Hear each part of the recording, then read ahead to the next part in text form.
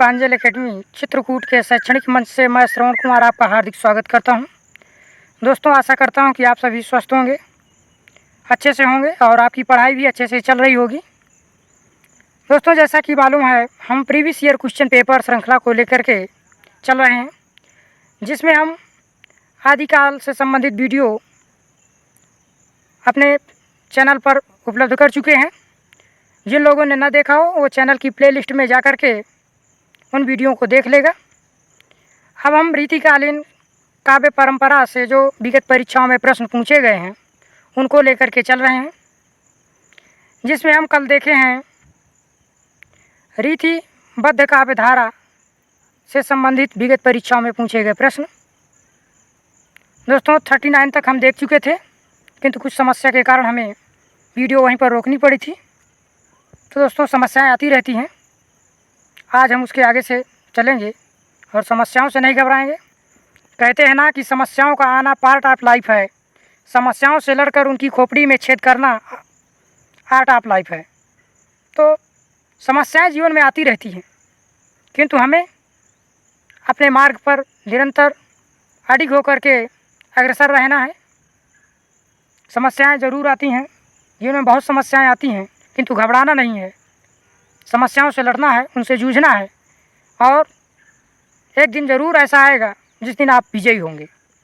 इसी भावना के साथ अपने को सुबह से तैयार किया करिए और शाम तक उसी ऊर्जा के साथ पढ़ते रहिए, लगे रहिए, हारिए मत, एक दिन सफलता ज़रूर मिलेगी। तो आइए इन्हीं शब्दों के साथ अपने इस सेशन को शुरू करते हैं।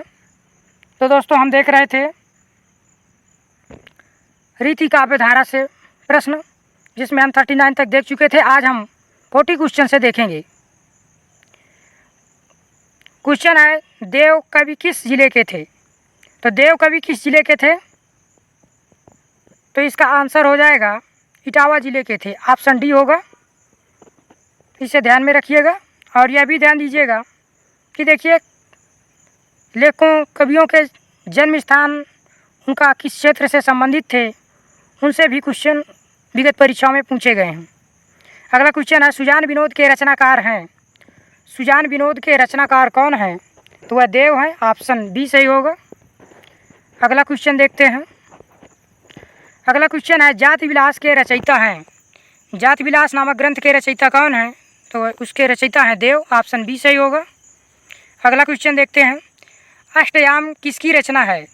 तो अष्टयाम जो रचना है वह देव की है। ऑप्शन बी सही होगा।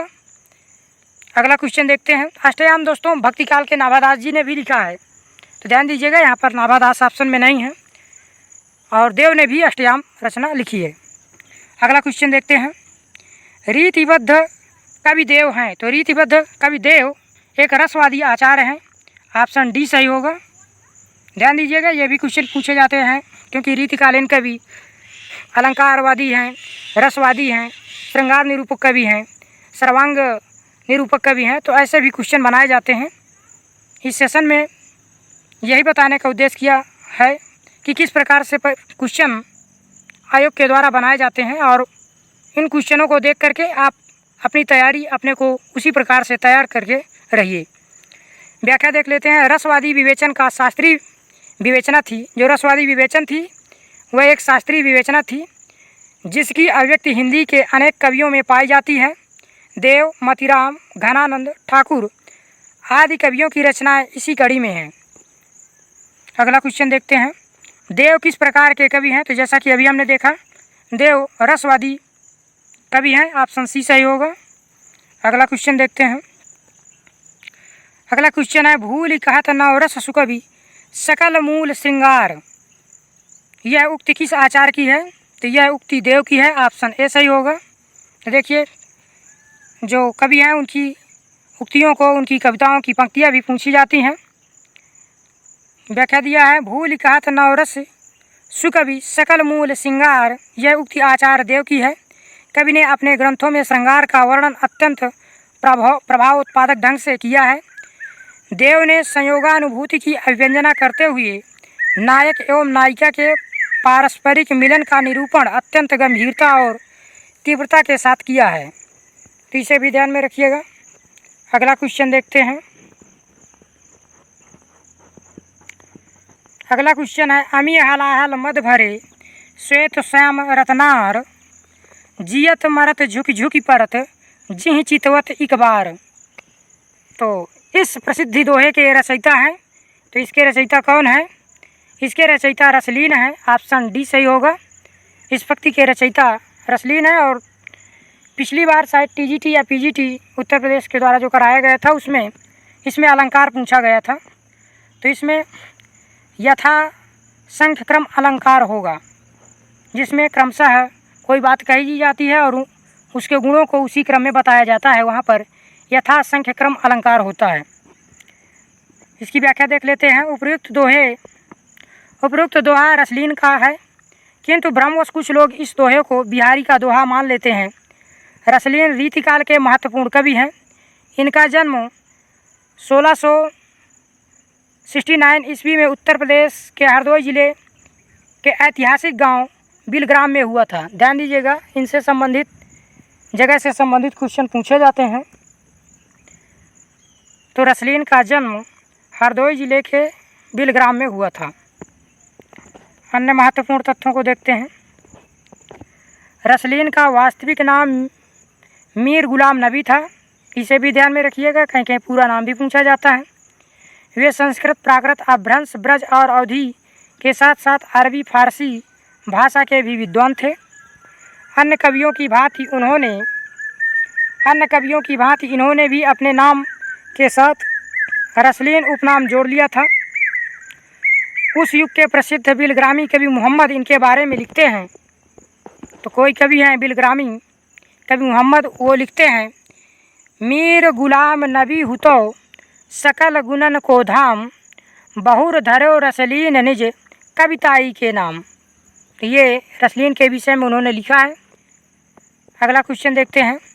मतिराम की भाषा है, मतिराम की भाषा कैसी है? तो मतिराम की भाषा साहित्यिक ब्रज भाषा है। ऑप्शन डी सही रहेगा। इसकी व्याख्या देख लेते हैं। ब्रज भाषा में साहित्य की विशाल और समृद्ध परंपरा रही है। हिंदी की अन्य बोलियों की तुलना में सबसे बढ़कर और सबसे अधिक साहित्य ब्रज भाषा में है। खड़ी बोली के साहित्य भाषा बनने के पूर्व ब्रज भाषा ही संपूर्ण हिंदी क्षेत्र की साहित्य भाषा रही। मतिराम की भाषा साहित्यिक ब्रज भाषा है। तो दोस्तों, ये थे अभी तक हम देख रहे थे रीतिकाल की रीतिबद्ध धारा के कवियों से जो पूछी गई प्रश्न थे। अब हम देखेंगे रीतिमुक्त काव्य धारा से विगत परीक्षाओं में पूछे गए प्रश्न। तो आइए देखते हैं रीतिमुक्त काव्य धारा। प्रश्न है, ज्ञानानंद रीति काव्य की किस काल के कवि हैं? तो ज्ञानानंद रीति काव्य की रीतिमुक्त काव्य धारा के कवि हैं। यहाँ पर काल दिया हुआ है। तो रीतिमुक्त काव्य धारा के कवि हैं, जैसा कि आपको मालूम होगा। अगला क्वेश्चन देखते हैं। इसकी व्याख्या दिया देख लेते हैं।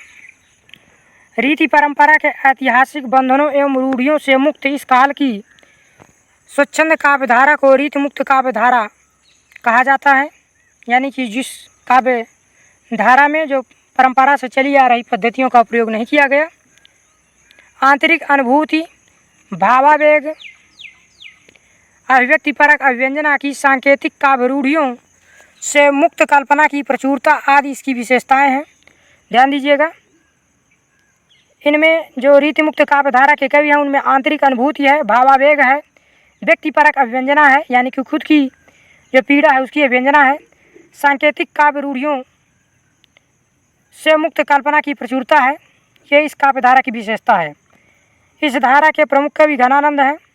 इनकी काव्य शैली बड़ी भावात्मक है तथा मार्मिक है। इस धारा के कवियों की लगभग सारी विशेषताएं इनके काव्य में एक साथ प्राप्त हो जाती हैं। इस धारा के अन्य प्रमुख कवि हैं आलम, ठाकुर, बोधा, द्विजदेव। घनानंद का समस्त काव्य प्रेम की पीर का परम रूप है। अन्य तथ्यों को देखते हैं। रीतिकाल को अध्ययन की सुविधा के अनुसार 3 भागों में बांटा गया है। आप सबको मालूम होगा, रीतिबद्ध काव्य धारा, रीतिमुक्त काव्य धारा और रीति सिद्ध काव्य धारा। रीति सिद्ध के प्रमुख कवि बिहारी लाल हैं। रीतिबद्ध काव्यधारा के प्रमुख कवि चिंतामणि, मतीराम, देव, भिखारी दास, आचार्य कुलपति मिश्र आदि हैं। अगला क्वेश्चन देखते हैं, घनानंद किस वर्ग के कवि हैं? तो घनानंद जैसा कि आपको मालूम होगा यह रीति मुक्त काव्यधारा के कवि हैं। ऑप्शन बी सही होगा। अगला क्वेश्चन देखते हैं, इनमें से कौन सा कवि रीति मुक्त नहीं है? इसमें रीति मुक्त कवि बिहारी नहीं है। ऑप्शन डी सही होगा। यह रीति सिद्ध काव्यधारा के कवि हैं, ध्यान दीजिएगा। जबकि ज्ञानानंद, आलम और बोधा रीति मुक्त काव्यधारा के कवि हैं। अगला क्वेश्चन, इनमें से कौन सा कवि रीति मुक्त नहीं है? इसमें रीति मुक्त कवि केशवदास नहीं है। केशवदास रीतिबद्ध कवि हैं, जबकि घनानंद, बोधा और आलम रीति मुक्त काव्यधारा के या स्वच्छंद काव्यधारा के कवि हैं। अगला क्वेश्चन, यह निसंकोच कहा जा सकता है कि भाषा पर जैसा अचूक अधिकार इनका था वैसा और किसी कवि का नहीं। रामचंद्र शुक्ल का यह कथन किस कवि के संबंध में है? तो यह कथन घनानंद के संबंध में है। ऑप्शन डी सही होगा।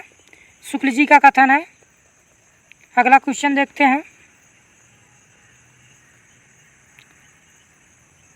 इसकी व्याख्या देख लेते हैं। आचार्य रामचंद्र शुक्ल ने घनानंद के बारे में कहा है, यह निसंकोच कहा जा सकता है कि भाषा पर जैसा अचूक अधिकार इनका था वैसा और किसी कवि का नहीं। भाषा मानो इनके हृदय के साथ जुड़कर ऐसी यशवर्तनी हो गई थी कि ये उसे अपनी अनूठी भावभंगी के साथ साथ जिस रूप में चाहते थे उस रूप में मोड़ सकते थे। इनके हृदय का योग पाकर भाषा को नूतन गतिविधि का अभ्यास हुआ और वह पहले से कहीं अधिक बलवती दिखाई पड़ी। जब आवश्यकता होती थी तब ये उसे बंधी प्रणाली पर से हटाकर अपनी नई प्रणाली पर ले जाते थे। भाषा की पूर्व अर्जित शक्ति से ही काम चलाकर उन्होंने उसे अपनी ओर से नई शक्ति प्रदान की। घनानंद जी इन बिरले कवियों में हैं जो भाषा की अव्यंजना बढ़ाते हैं। अगला क्वेश्चन, इनमें से किस कवि की प्रेमिका का नाम सुजान था? तो जैसा आप सब जानते होंगे घनानंद की प्रेमिका का नाम सुजान था। ऑप्शन सी सही होगा। इसकी व्याख्या देख लेते हैं। कवि घनानंद की प्रेमिका का नाम सुजान था, जो एक वैश्या थी। मोहम्मद शाह रंगीले के दरबार की नृत्य गायन विद्या में निपुण सुजान वेश्या से घनानंद को प्रेम हो गया था। घनानंद ने सुजान शब्द का प्रयोग अपनी कविता में सर्वाधिक किया है, ध्यान दीजिएगा। अगला क्वेश्चन देखते हैं, सुजान शब्द का प्रयोग किस कवि की कविता में सर्वाधिक हुआ है? तो जैसा कि अभी हमने देखा घनानंद की कविता में हुआ सुजान शब्द का प्रयोग। ऑप्शन सी सही होगा। अगला क्वेश्चन देखते हैं, वियोग श्रृंगार का प्रधान मुक्तक कवि है। तो वियोग श्रृंगार का प्रधान मुक्तक कवि घनानंद है। ऑप्शन ए सही होगा। इसकी व्याख्या देख लेते हैं। घनानंद स्वच्छंद काव्यधारा के प्रमुख कवि हैं। इस धारा के प्रायः सभी गुण इनकी शैली में मिल जाते हैं, जैसे भावात्मकता, वक्रता, लाक्षणिकता, भाव की वैयक्तिकता, रहस्यात्मकता, मार्मिकता, स्वच्छंदता इत्यादि। ये सभी विशेषताएं घनानंद के काव्य में मिलती हैं और यही विशेषताएं रीति मुक्त काव्यधारा की हैं, इसलिए इन्हें ध्यान में रखिएगा। भावात्मकता, वक्रता, लाक्षणिकता, भाव की वैयक्तिकता, रहस्यात्मकता, मार्मिकता और स्वच्छंदता। इन्होंने अपनी रचनाओं में वियोग व्यथा के सैकड़ों अंतर्दशाओं के मार्मिक चित्र खींचे हैं जो सीधे हृदय को छूते हैं। वियोग श्रृंगार में प्रिय के रहने पर प्रेमी का भावामग्न हो जाना स्वाभाविक है। प्रिय के ना रहने पर होना चाहिए, पर घनानंद संयोग में भी भावामग्न है। भावात्मकता के कारण ही अनुभूति का संबंध जब सशरीर प्रिय से हटकर अनुभूत्यात्मक हो जाता है तो उसका संबंध परम सत्ता से बना प्रतीत होने लगता है। दोस्तों, जब आप किसी से बेहद प्यार करते हैं, शिद्दत से प्यार करते हैं, तो वहाँ पर जैसे शुक्ल जी ने भी कहा है कि पहले किसी व्यक्ति से प्रेम होता है। प्रेम भले वो आकर्षण का हो, और आकर्षण वाला प्रेम धीरे धीरे उस व्यक्ति पर श्रद्धा होने लगती है, क्योंकि जो प्रेमी होता है उसे अपने प्रिय पर सारे अच्छे गुण दिखाई देते हैं, उसका कुछ भी करना सब अच्छा लगता है।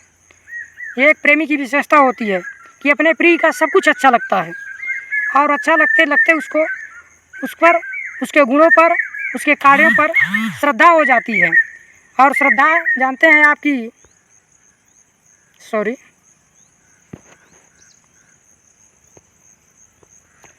और जैसे श्रद्धा हो जाती है तो इसके बाद फिर उसके गुणों पर एक दैवी आरोपण करने लगता है, उसको एक देवता के रूप में स्वीकारने लगता है वह व्यक्ति, और फिर श्रद्धा से भक्ति होती है और वह उसको एक ईश्वर की भांति पूजने लगता है।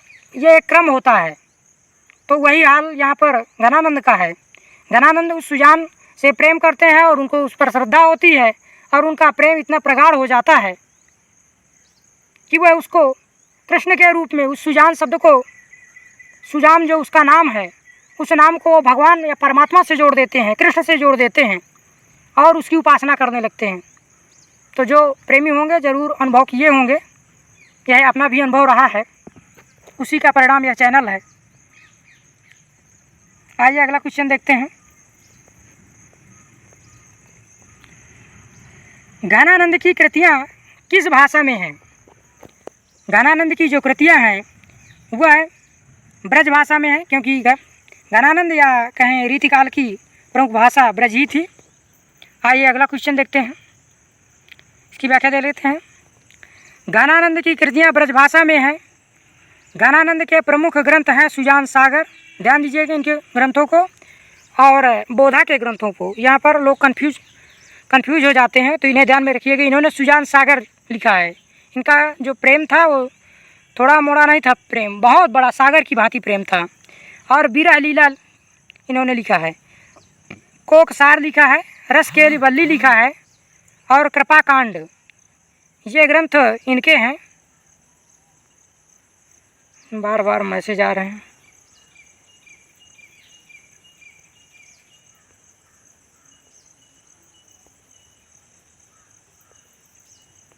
क्षमा चाहूँगा दोस्तों। घनानंद की कृतियाँ ब्रज भाषा में है। घनानंद के प्रमुख ग्रंथ हैं सुजान सागर, विरह लीला, कोकसार, रस केली बल्ली और कृपा कांड, ये घनानंद की रचनाएं हैं। घनानंद का जन्म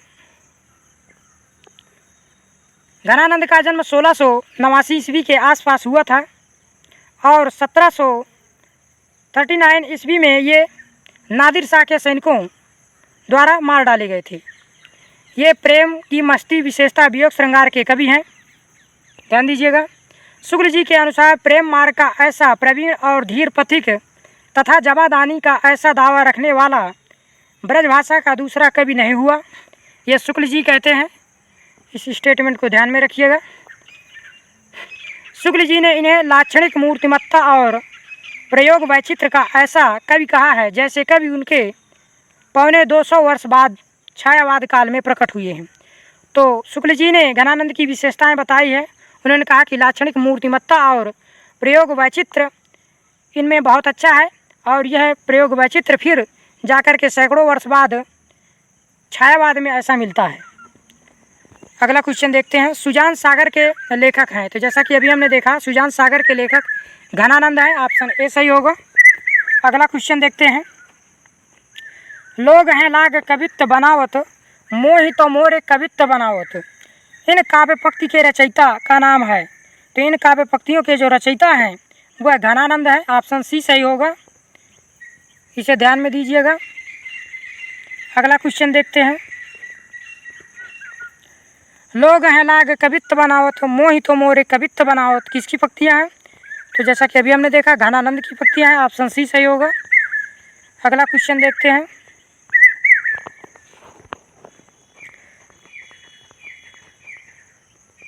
अगला क्वेश्चन है। लोग हैं लाग कवित्त बनावत, मोहि तो मोर कवित्त बनावत, काव्य पंक्तियाँ किसके द्वारा रचित हैं? तो यह पंक्तियाँ घनानंद की हैं, ऑप्शन डी सही होगा। अगला क्वेश्चन है। अतिशूधो स्नेह को मार्ग है, जहाँ नेक सयान पर बाँक नहीं, पंक्ति के लेखक कौन है? तो इस पंक्ति के लेखक घनानंद है, ऑप्शन सी सही होगा। अगला क्वेश्चन देखते हैं। सीख लीनो मीन मृग खंजन कमल नयन, सीख लीनो जस और प्रताप को कहानो है। ये पंक्तियाँ किस कवि की हैं? तो यह पंक्तियाँ ठाकुर की हैं। ध्यान दीजिएगा, ऑप्शन ए सही होगा।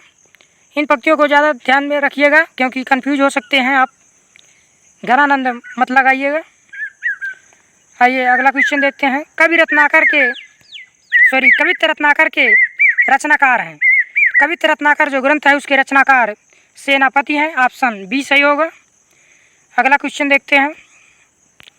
व्याख्या दी है, कवित्त रत्नाकर के रचनाकार सेनापति हैं। अभी तक इनकी यही कृति प्राप्त हुई है। कुछ इतिहासकारों ने इनकी दूसरी कृति कल्पद्रुम भी मानी है, पर वह उपलब्ध नहीं है। कुछ लोग दोनों को एक ही ग्रंथ मानते हैं। कहते हैं कि कवित्त रत्नाकर और काव्य कल्पद्रुम एक ही ग्रंथ है। अन्य तथ्यों को देखते हैं। कवित्त रत्नाकर के अंतर्गत सेनापति ने श्लेष अलंकार, श्रृंगार, षट्ऋतु वर्णन, रामायण और राम रसायन का वर्णन किया है। कवित्त रत्नाकर में 5 तरंगे और 394 छंद हैं। इसे ध्यान में रखिएगा। कवित्त रत्नाकर जो ग्रंथ है उसमें 5 तरंगे हैं, यानी कि 5 अध्यायों में यह विभक्त है। अगला क्वेश्चन देखते हैं। कवित्त रत्नाकर किस भाषा में रचित है? तो कवित्त रत्नाकर जैसा कि आप जानते हैं ब्रज भाषा में रचित है। ऑप्शन ए सही होगा। कवित्त रत्नाकर की रचना संमत 1706 में सेनापति द्वारा ब्रज भाषा में की गई। इसमें श्रृंगार, ऋतुवर्णन, श्लेष आदि वर्णन के साथ सेनापति के भक्ति संबंधी उद्गार संकलित हैं। इनका दूसरा ग्रंथ काव्य कल्पद्रुम है। श्री काव्य कल्पद्रुम श्री ब्रज भाषा में है। ये राम भक्ति परंपरा के कवि हैं। ये श्लेष प्रेमी एवं इनकी कविता घनाक्षरी में है। तो इसे ध्यान में रखिएगा। जो सेनापति हैं वह राम भक्ति काव्य परंपरा के कवि हैं। ये पूछा जाता है क्वेश्चन, क्योंकि ये रीतिकाल के कवि हैं और कहीं आपको धोखा ना हो जाए। सुजान चरित्र के रचयिता हैं। तो सुजान चरित्र के रचयिता सूदन है। यह सुजान चरित्र है, ध्यान दीजिएगा। आप सुजान घनानंद की प्रेम का मान करके घनानंद मत लगाइएगा। इसके रचनाकार सूदन है, सुजान चरित्र के। ऑप्शन सी सही होगा। रीतिकालीन कवि सूदन का सुजान चरित्र वीर रस प्रधान एक ऐतिहासिक काव्य है, जिसमें भरतपुर के महाराजा बदन सिंह के पुत्र सुजान सिंह उपनाम सूरजमल, सुजान सिंह का उपनाम सूरजमल था, के युद्धों का लंबा वर्णन इसमें किया गया है सुजान चरित्र में। तो राजा थे जिनका पुत्र सुजान सिंह, इनका उपनाम सूरजमल था। तो ये राजा थे सुजान नाम के। निम्न में से किस कवि ने सतसई की रचना नहीं की है? ध्यान दीजिएगा, इसमें नहीं की पूछ रहा है। तो इसमें जो सेनापति हैं उन्होंने सतसई की रचना नहीं की है, और यह कई परीक्षा में पूछा गया प्रश्न है। जबकि मतिराम, बिहारी और ब्रंद ने सतसई की रचना की है। सेनापति ने सतसई की रचना नहीं की। इनकी एक ही कृति कवित्त रत्नाकर है। सेनापति की एक ही कृति कवित्त रत्नाकर है और इन्होंने प्रकृति का भी वर्णन किया है। मतिराम द्वारा रचित प्रमुख ग्रंथ फूल मंजरी 1619, लक्षण श्रृंगार और साहित्य सार, रसराज का रचना काल है 1633 से लेकर के 43 तक, ललित लालाम 1661 से लेकर 64 तक, सतसई 1681 में रची गई है, अलंकार पंचाशिका 1690 ईस्वी में रची गई है और व्रत कौमुदी 1701 ईस्वी में रचित है। ये सभी ग्रंथ मतिराम के द्वारा रचित हैं। फूल मंजरी, लक्षण श्रृंगार, साहित्य सार, रसराज, ललित लालाम, सतसई, अलंकार पंचाशिका और व्रत कौमुदी, ये मतिराम की रचनाएं हैं। ध्यान दीजिएगा। जब 2-3 बार ऐसे ही पढ़ेंगे और बिना स्ट्रेस लिए पढ़िएगा, चिंताओं से रहित होकर के आराम से आनंद के लिए पढ़िएगा, तभी दोस्तों याद रहेंगी। किसी भी चीज़ को दबाव लेकर के मत पढ़ा करिए। दबाव में हमें चीज़ें याद नहीं रह जाती हैं। तो पढ़िए और आनंद के लिए पढ़िए। और जब आनंदित होकर के, खुश होकर के पढ़ेंगे दिल से, तो आपको वो स्वतः याद हो जाएंगी, क्योंकि आप उससे लगाव रखेंगे। जैसे आप किसी व्यक्ति को से लगाव रखते हैं तो उसकी सारी बातें आपको याद रहती हैं कि उसने ये कहा था। इसी प्रकार से आप पढ़ने में किताबों से लगाव रखिए, आपको वो याद रहेंगी। ऐसा नहीं कि याद नहीं होंगी, एक बार नहीं याद होंगी, 2 बार नहीं याद होंगी और तीसरे बार तो याद ही हो जाएंगी। नहीं सब याद होंगी तो कुछ ना कुछ तो याद ही हो जाएंगी। और दोस्तों जानते हैं आपकी हिंदी साहित्य के एग्ज़ामों में विशेष रूप से रटना तो महत्वपूर्ण होता ही है, रटना बहुत पड़ता है क्योंकि इसमें फैक्ट पूछे जाते हैं। आइए अगला क्वेश्चन देखते हैं। बिहारी की ख्याति का मूल आधार उनका अन्यतम ग्रंथ सतसई है। सतसई में बिहारी ने अलंकार, रस, भाव, नायिका भेद, ध्वनि, वक्रोक्ति, रीति, गुण आदि का ध्यान रखकर सुंदर दोहे रचे हैं। मुक्तक परंपरा में बिहारी का स्थान शीर्ष पर है। ब्रंद की प्रमुख रचनाएं तो रीतिकालीन एक कवि हैं ब्रंद, इनकी रचनाएं हैं 12 मासा। ध्यान दीजिएगा, ब्रंद की रचना कौन सी है? 12 मासा, जो 1681 ईस्वी में लिखित है। भाव पंचासी का 1686 ईस्वी में रचित है। नयन पचीसी 1686 ईस्वी में रचित है। पवन पचीसी 1691 में रचित है और श्रृंगार शिक्षा 1691 में रचित है। यमक सतसई 1706 ईस्वी में। ये सभी ग्रंथ ब्रंद नामक कवि के हैं। 12 मासा में 12 महीनों का सुंदर वर्णन किया गया है। अगला क्वेश्चन देखते हैं।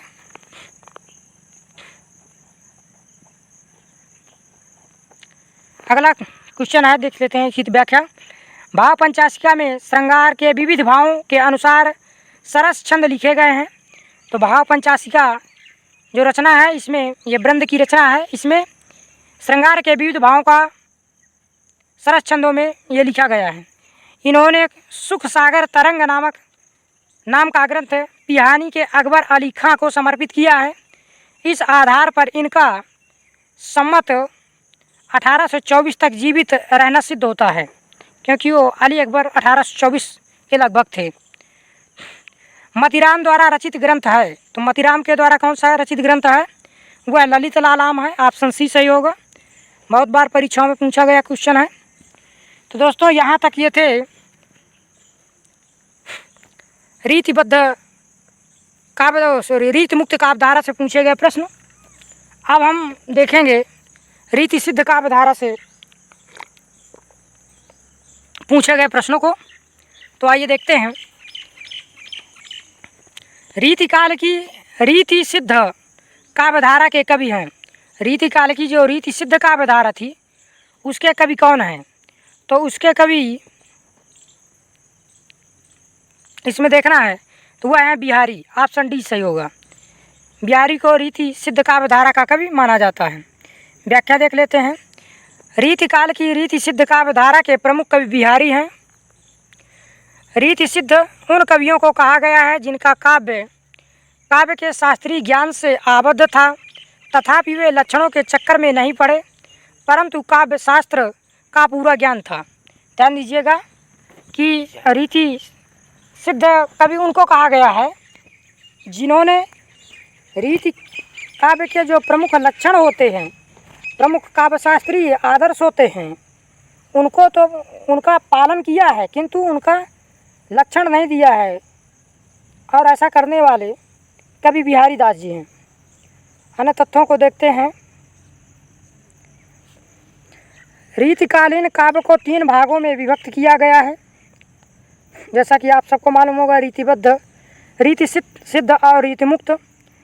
रीतिबद्ध काव्यधारा के कवियों ने काव्य शास्त्रीय परंपरा आदि का निर्वाह कर लक्षण ग्रंथों का निर्माण किया, जिनमें चिंतामणि, भिखारीदास, देव, मतीराम और पद्माकर हैं। इन लोगों ने जो रीति काव्य परंपरा की काव्य शास्त्रीय परंपरा है उसको ध्यान में रख करके लक्षण ग्रंथों का निर्माण किए हैं। यानी कि अगर वो अलंकार पर लिखे हैं तो अलंकार का वो लक्षण बताते हैं और फिर उसके उदाहरण स्वरूप कुछ कविताएं लिखते हैं। रीति सिद्ध काव्यधारा के कवियों ने लक्षण ग्रंथ ना लिखकर, देखिए रीति सिद्ध कवियों ने लक्षण ग्रंथ नहीं लिखे हैं, लक्षणों को ध्यान में रखते हुए लक्षण ग्रंथों का निर्माण किया, जिनमें बिहारी और रसनिधि प्रमुख हैं। तो रीति सिद्ध कवियों में रसनिधि को रखा जाता है। रीति मुक्त काव्यधारा के कवियों ने रीतिकाल की परिपाटी को त्याग कर स्वच्छंद रूप से श्रृंगार काव्य की रचना किया, जिसमें घनानंद, आलम, बोधा, ठाकुर आदि प्रमुख हैं। तो ये रीतिमुक्त काव्यधारा के कवि हैं। अगला क्वेश्चन, बिहारी रीतिकाल की किस काव्यधारा के कवि हैं? तो बिहारी रीतिकाल के रीति सिद्ध काव्यधारा के कवि हैं। ऑप्शन बी सही होगा। अगला क्वेश्चन देखते हैं। अगला क्वेश्चन है, निम्नलिखित में से कौन सा कवि रीतिबद्ध परंपरा का है? तो इसमें कौन सा कवि है जो रीतिबद्ध परंपरा में है? तो रीति जो बद्ध परंपरा में है वह मतीराम है। ऑप्शन सी सही होगा। अगला क्वेश्चन देखते हैं, बिहारी किस धारा के कवि हैं? तो बिहारी रीति सिद्ध का धारा के कवि हैं। ऑप्शन ए सही होगा। अगला क्वेश्चन देखते हैं, निम्नलिखित में से एक कवि ने लक्षण ग्रंथ की रचना नहीं की है। इसमें कौन सा कवि है जिसने लक्षण ग्रंथ की रचना नहीं की? तो वह बिहारी हैं। बिहारी ने केवल काव्य लिखा है, लक्षण ग्रंथों को नहीं लिखा है, जबकि भिखारी दास, ग्वाल और देव ने लक्षण ग्रंथ लिखे हैं। अगला क्वेश्चन देखते हैं। अगला क्वेश्चन है, दृघ ऊर्जत टूटत कुटुम जुरत चतुर चितप्रीत, यह कथन किसका है? तो यह कथन बहुत प्रसिद्ध कथन है, आप सबको मालूम होगा। यह बिहारी दास का है, बिहारी का कथन है। ऑप्शन ए सही होगा। इसकी व्याख्या देख लेते हैं कि दृघ ऊर्जत टूटत कुटुम जुरत चतुर चितप्रीत, परति गांठ दुर्जन हिये दई नई यह रीति। अर्थात आंखें उलझती हैं। कहते हैं कि दृघ ऊर्जत, ऊर्जत का मतलब उलझना होता है, दृघ का मतलब आंखें होती हैं, और टूटत कुटुम, और इससे क्या होते हैं, परिवार टूटते हैं। जब एक प्रेमी प्रेमिका या एक लड़के और एक लड़की का प्रेम होता है और दोनों अलग अलग परिवार से होते हैं, तो जब परिवार वालों को इन दोनों के प्रेम प्रसंग का पता चलता है तो दोनों पक्षों के परिवार वाले माता पिता नाराज़ होते हैं। तो वही बात कही गई है कि टूटत कुटुम, तो दो परिवारों का जो आपस में प्रेम रहा होगा वहाँ पर टूटन आ जाती है, पर चतुरों के हृदय का प्रेम जुड़ा रहता है। किंतु जो प्रेमी प्रेमिका हैं, जुरत चतुर चित प्रीति, जो प्रेमी प्रेमिका हैं उनका प्रेम उसी प्रकार से जुड़ा रहता है। और फिर आगे कहते हैं कि परति गांठ दुर्जन ही है, दुर्जनों के हृदय में गांठ पड़ रही है। जो लोग होते हैं, कुछ लोग, तो एक प्रेमी और प्रेमिका के प्रेम को देख करके लोगों को ईर्ष्या होती है, उनको अच्छा नहीं लगता है, तो उनको दुर्जन यहाँ पर बताए हैं बिहारी लाल जी। बिहारी कहते हैं कि वो दुर्जन हैं। दई नई यह रीति, और कहते हैं कि दई माने विधाता, विधाता ने यह नई रीति कहाँ से दी है कि प्रेम कहीं कोई और कर रहे हैं, टूटता कोई और है, और गांठें किसके या ईर्ष्या किसको हो रही है, किसी दूसरे को हो रही है। यह एक बहुत असंगत अलंकार है यहाँ पर, और यह एक विचित्र सी बात है, तो ध्यान दीजिएगा। आगे चलते हैं। बिहारी सतसई में दोहे हैं। बिहारी सतसई में कितने दोहे हैं? तो अलग अलग विद्वानों ने अलग अलग माना, इसकी व्याख्या हम देखेंगे, किंतु 719 दोहे माने जाते हैं। ऑप्शन सी सही है। आइए इसकी व्याख्या देख लेते हैं। रीतिकाल रीति सिद्ध के कवि बिहारी एकमात्र रचना, बिहारी की एकमात्र रचना सतसई है। अपनी इस एकमात्र कृति से हिंदी साहित्य में अमर हो गए। यह मुक्तक काव्य है। ध्यान दीजिएगा, बिहारी सतसई मुक्तक काव्य है। इसमें 719 दोहे संकलित हैं, परंतु कहीं कहीं 713 दोहों का भी उल्लेख मिलता है। बिहारी सतसई श्रृंगार रस की अत्यंत प्रसिद्ध और उल्लेखनीय कृति है। आगे इसकी व्याख्या और दिया है। अनूठी कृति है। इसका एक एक दोहा हिंदी साहित्य का एक एक अनमोल रत्न माना जाता है। भाषा शिल्प की दृष्टि से बिहारी सतसई ब्रज काव्य की महान विभूति है। शब्दावली परिमार्जित, चुटीली और हृदयग्राही है। अन्य तथ्यों को देखते हैं। बिहारी शाहजहाँ के समकालीन थे और राजा जयसिंह के राजकवि थे। यह भी ध्यान में रखिएगा, ये राजा जयसिंह के आश्रय में रहते थे। बिहारी का जन्म 1595 ईस्वी के लगभग ग्वालियर में हुआ था। वे जाति के माथुर चौबे थे। दोस्तों, ग्वालियर बुंदेलखंड क्षेत्र में पड़ता है, एमपी का स्टेट जिला है। इनके पिता का नाम केशव राय था। इनका बचपन बुंदेलखंड में बीता और युवावस्था ससुराल मथुरा में व्यतीत हुआ और 1664 में इनकी मृत्यु हो गई थी। अगला क्वेश्चन देखते हैं, बिहारी की रचना का क्या नाम है? तो बिहारी की रचना का नाम बिहारी सतसई है। ध्यान दीजिएगा, ऑप्शन बी सही होगा। अगला क्वेश्चन देखते हैं, निम्नलिखित में से किस काल के कवि थे? बिहारी निम्न में से किस काल के कवि थे? तो बिहारी रीति काल के कवि थे। ऑप्शन सी सही होगा। अगला क्वेश्चन देखते हैं, बिहारी सतसई किस भाषा का काव्य ग्रंथ है? तो बिहारी सतसई ब्रजभाषा का काव्य ग्रंथ है। ऑप्शन ए सही होगा। अगला क्वेश्चन देखते हैं, रीतिकाल का वह कौन सा कवि है जो अपनी मात्र एक कृति से हिंदी साहित्य में अमर हो गया है? तो वह कवि बिहारी हैं। ऑप्शन सी सही होगा। बिहारी ने एकमात्र रचना सतसई लिखी है, किंतु वो अपनी इसी रचना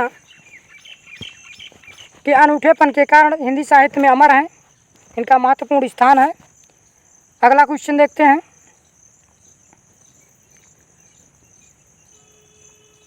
तो दोस्तों यहाँ तक रीतिकाल से संबंधित जो प्रश्न अभी तक पूछे गए हैं विगत परीक्षाओं में, उनको हमने देख लिया। ये यहीं पर समाप्त हो जाते हैं। इनको आप एक बार दो बार देख लीजिएगा। जब अगर आप खाना बना रहे हो या कोई कार्य कर रहे हो, जिस समय आप किताब लेकर के नहीं पढ़ सकते हैं, उस समय आप वीडियो चालू करके ईयरफोन लगा करके आराम से इसे सुन सकते हैं और इससे आपकी मदद होगी। आइए अब हम आज शुरू करते हैं आधुनिक काल से संबंधित प्रश्नों को अब हम देखेंगे जो विगत परीक्षाओं में पूछे गए हैं। तो आइए शुरू करते हैं। प्रश्न है, 19वीं शताब्दी से अब तक लिखे गए हिंदी साहित्य को अधिकांश विद्वानों द्वारा क्या अभिधान दिया गया? तो जो 19वीं शताब्दी से अब तक हिंदी साहित्य लिखा गया है, उसको विद्वानों द्वारा क्या नाम दिया गया है? अधिकांश विद्वानों के द्वारा। तो अधिकांश विद्वानों के द्वारा इसे आधुनिक काल कहा गया है। ऑप्शन बी सही होगा। आइए इसकी व्याख्या देख लेते हैं। 19वीं शताब्दी के मध्य में ब्रिटिश शासन की स्थापना के साथ भारत में वर्तमान युग का आविर्भाव हुआ। पाश्चात्य संस्कृति, साहित्य एवं विचारों के संपर्क और उनके साथ संघर्ष से चेतना की एक नई लहर दौड़ी, जिसे पुनर्जागरण कहते हैं। प्रतीकात्मक रूप से सन 1850 हिंदी साहित्य के आधुनिक काल की आरंभिक तिथि मानी जाती है। ध्यान दीजिएगा, यह तिथि आधुनिक साहित्य के महान प्रवर्तक भारतेंदु हरिश्चंद्र की जन्म तिथि भी है। अधिकांश विद्वानों ने इस काल को आधुनिक काल से अभिहित किया है। तो दोस्तों, इसका जो प्रारंभ हो जाता है वह 1850 से माना जाता है, भारतेंदु हरिश्चंद्र जी के जन्म के समय से। हालांकि इसकी पृष्ठभूमि 1843 से ही प्रारंभ हो जाती है, किंतु आचार्य रामचंद्र शुक्ल जी ने इस आधुनिक काल का जो प्रारंभ माना है, विशेष रूप से भारतेंदु युग का, वो 1868 से मानते हैं और 1893 तक ले जाते हैं। अगला क्वेश्चन देखते हैं, हिंदी साहित्य के आधुनिक काल को इस नाम से अभिहित किया जाता है। तो हिंदी साहित्य का जो आधुनिक काल है उसे हम गद्य काल के नाम से जानते हैं, क्योंकि इस समय आधुनिक काल आते आते गद्य साहित्य की अनेक विधाओं की रचना शुरू हो गई थी। कहानी, उपन्यास, निबंध आदि लिखे जाने शुरू हो गए थे, अतः इसे गद्य काल भी कहा जाता है आधुनिक काल को। आइए व्याख्या देख लेते हैं। हिंदी साहित्य के आधुनिक काल को स्वतंत्र काल, गद्य काल से अभिहित किया जाता है। आचार्य रामचंद्र शुक्ल ने आधुनिक काल को गद्य काल कहकर पुकारा है। आचार्य रामचंद्र शुक्ल लिखते हैं, आधुनिक काल में गद्य का आविर्भाव सबसे प्रधान साहित्यिक घटना है। इस दृष्टि से इस काल को गद्य काल भी कहा जा सकता है। अगला क्वेश्चन देखते हैं, रामचंद्र शुक्ल ने हिंदी साहित्य के आधुनिक काल को किस अन्य नाम से अभिहित किया है? तो शुक्ल जी ने अन्य नाम इसे गद्य काल कहा है। आधुनिक काल को गद्य काल भी कहते हैं। ऑप्शन बी सही होगा। अगला क्वेश्चन देखते हैं, ब्रजभाषा के आधुनिक कालीन प्रसिद्ध कवि हैं। तो ब्रजभाषा के आधुनिक काल के जो प्रसिद्ध कवि हैं वह जगन्नाथ दास रत्नाकर हैं। हालांकि हरिऔध ने और साथ साथ भारतेंदु हरिश्चंद्र जी ने भी ब्रजभाषा में रचनाएं लिखी है, किंतु विशेष रूप से प्रसिद्ध रचनाकार जगन्नाथ दास रत्नाकर को माना जाता है, जिन्होंने पवन द्वीतिका वगैरह लिखा है। अगला क्वेश्चन देखते हैं, व्याख्या देख लेते हैं। ब्रजभाषा के आधुनिक कालीन प्रसिद्ध कवि जगन्नाथ दास रत्नाकर हैं। ध्यान दीजिएगा, इन्हें ब्रजभाषा काव्य का अंतिम प्रौढ़ कवि भी माना जाता है।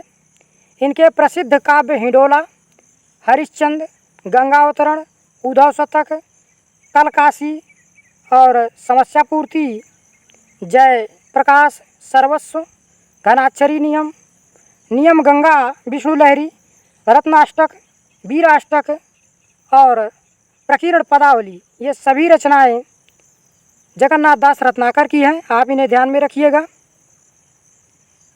अन्य तथ्यों को देखते हैं। जगन्नाथ दास रत्नाकर का जन्म 1866 ईस्वी में वाराणसी, इनका जन्म 1866 ईस्वी में हुआ था वाराणसी में, तथा मृत्यु इनकी 1932 ईस्वी में हरिद्वार में हुई थी। बिहारी इनके सर्वाधिक प्रिय कवि थे। सतसई पर लिखी हुई इनकी टीका बिहारी रत्नाकर अपनी अर्थवत्ता में बेजोड़ है। तो इन्होंने बिहारी लाल की रचना कौन है? सतसई। सतसई पर इन्होंने अपनी टीका भी लिखी है और वह बहुत महत्वपूर्ण टीका है। इनकी उद्धव शतक प्रवर्तम काव्य है। उद्धव शतक आप देखेंगे तो यह इनका प्रवर्तम काव्य है। इसमें गोपियों और उद्धव का संवाद दिखाया गया है। दोस्तों शायद पवन द्वीतिका इनकी रचना न होकर के हरिऔध की रचना है। किसकी रचना है आप बताइएगा कमेंट बॉक्स में अगर आपको पता हो।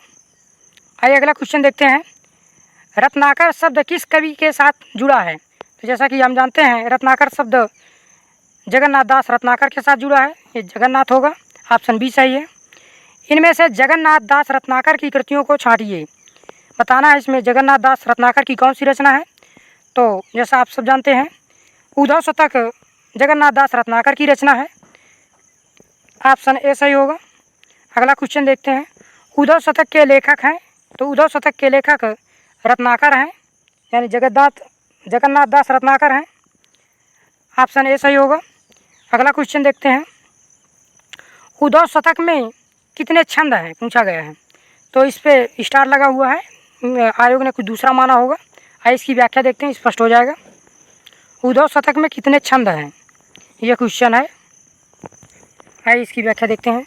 राम प्रसाद मिश्र ने अपनी पुस्तक खड़ी बोली कविता में विरह वर्णन में लिखा है कि उद्धव शतक में 118 छंद हैं। किसने लिखा है? राम प्रसाद मिश्र ने। राम प्रसाद मिश्र की पुस्तक कौन सी है? खड़ी बोली कविता में विरह वर्णन, ऐसी उन्होंने कोई पुस्तक लिखी है। उसमें उन्होंने बताया है कि उद्धव शतक में 118 छंद हैं। ध्यान दीजिएगा, उद्धव शतक में जो जगन्नाथ दास रत्नाकर की रचना है उसमें 118 छंद हैं। उद्धव शतक जगन्नाथ दास रत्नाकर की प्रसिद्ध कृति है।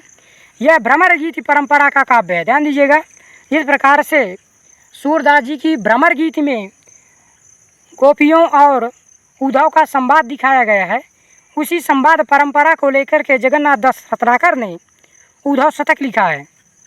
गोपी उद्धव संवाद इसका वर्ण विषय है। उद्धव शतक एक तरह से विरह काव्य है, किंतु विरह की तीव्र अनुभूति के साथ गोपियों का उत्कट प्रेम भी इसमें पूर्ण रूप में अभिव्यक्त हुआ है। इसे कुछ समीक्षक श्रृंगार काव्य ही मानते हैं। अन्य तथ्यों को देखते हैं। रत्नाकर ने श्रृंगार और वीर दोनों रसों की रचनाएं की है। उन्होंने अंग्रेजी कवि पोप के एसे ऑन क्रिटिसिज्म का रोला छंदों में समालोचना दर्श नाम से अनुवाद किया है। ध्यान दीजिएगा, इन्होंने पोप के एक अंग्रेजी कवि हैं पोप, उनके एसे ऑन क्रिटिसिज्म का रोला छंदों में समालोचना दर्श नाम से अनुवाद किया है। रत्नाकर के काव्य ग्रंथों में तो रत्नाकर के कौन से ग्रंथ हैं? हिंडोला है, हरिश्चंद्र है, उद्धव शतक है, गंगावतरण है, कलकासी है, श्रृंगार लहरी, गंगा विष्णु लहरी, रत्नाष्टक, वीराष्टक तथा फुटकल रचनाएं हैं। ध्यान दीजिएगा, ये सभी रचनाएं जगन्नाथ दास रत्नाकर की हैं। रत्नाकर ने साहित्य सुधा निधि मासिक पत्रिका का संपादन भी किया है, इसे भी ध्यान में रखिएगा, पूछा जा सकता है। तो इन्होंने साहित्य सुधा निधि नामक मासिक पत्रिका थी, उसका संपादन भी किया है। फारसी और संस्कृत के ज्ञाता, प्राचीन साहित्य के मर्मज्ञ विद्वान तथा उच्च कोटि के कवि रत्नाकर को गंगा अवतरण पर हिंदुस्तान एकेडमी प्रयाग ने पुरस्कार प्रदान किया है। तो उनकी जो गंगा अवतरण रचना है, तो गंगा अवतरण रचना पर हिंदुस्तानी एकेडमी प्रयाग ने पुरस्कार प्रदान किया है। सन 1930 में रत्नाकर जी कलकत्ता के हिंदी साहित्य सम्मेलन में सभापति भी हुए थे, इसे भी ध्यान में रखिएगा। अगला क्वेश्चन देखते हैं, रत्नाकर कृत गंगा अवतरण किस छंद में लिखा गया है? तो रत्नाकर का जो गंगा अवतरण है वह किस छंद में लिखा गया है? तो वह रोला छंद में लिखा गया ग्रंथ है। ध्यान दीजिएगा, यह रोला छंद में लिखा गया ग्रंथ है, ऑप्शन सी सही होगा। अगला क्वेश्चन देखते हैं, और दोस्तों इस वीडियो का यह आखिरी प्रश्न होगा। इसके बाद अगले प्रश्नों को हम अगले वीडियो में लेकर के आपके समक्ष प्रस्तुत होंगे। प्रश्न है, उद्धव शतक की कौन सी पंक्तियाँ हैं? हमको लिखो है का, हमको लिखो है का, हमको लिखो है का, कहन सबे लगी। ये पुनरुक्ति द्वारा क्या बोध होता है? तो इस जो पुनरुक्ति है कि हमको लिखो हो का, हमको लिखो हो क्या, हमको लिखो हो का, कहन सबे लगी, इसके द्वारा कैसा भाव अभिव्यक्त होता है? तो इसके द्वारा भावोत्कर्ष अभिव्यक्त होता है। जब उद्धव मथुरा से ब्रज पहुँचते हैं और तब गोपियाँ उनसे पूछने लगती हैं कि आखिरकार हमारे लिए कृष्ण ने क्या लिखा है, और इस प्रकार से एक एक करके सभी गोपियाँ पूछने लगती हैं कि हमारे लिए क्या लिखा है, हमारे लिए उन्होंने क्या लिखा है। क्योंकि गोपिकाएँ बहुत अधिक प्रेम करती थी कृष्ण से, इसलिए वो जानना चाहती हैं कि आखिरकार हमारे लिए क्या लिखा है कृष्ण जी ने। क्योंकि दोस्तों जो प्रेमी होता है वह अपने प्रिय के विषय में सब कुछ जान लेना चाहता है, पल पल जानना चाहता है, और एक भी क्षण उससे अलग नहीं रहना चाहता है। तो वही स्थिति यहाँ पर गोपिकाओं की भी है, वह जानना चाहती हैं कि आखिरकार क्या लिखे हैं कृष्ण जी, हमारे बारे में कैसा सोचते हैं, और वह यह सब जानना चाहती हैं। इसमें पुनरुक्ति प्रकाश अलंकार भी है, इसे भी ध्यान में रखिएगा। तो दोस्तों इस वीडियो को आज हम यहीं पर विराम देंगे। इसके बाद हम पुनः कोई अन्य वीडियो लेकर के आपके समक्ष अगले प्रश्नों को प्रस्तुत होंगे। इसी प्रकार से आप देखते रहिएगा और लगे रहिए दोस्तों, हारिएगा मत, थकिएगा मत, निरंतर प्रयास करते रहिए, एक दिन सफल अवश्य होंगे। और लोग कुछ भी कहें उसको कुछ मत मानिएगा, आप अपने मार्ग पर लगे रहिएगा।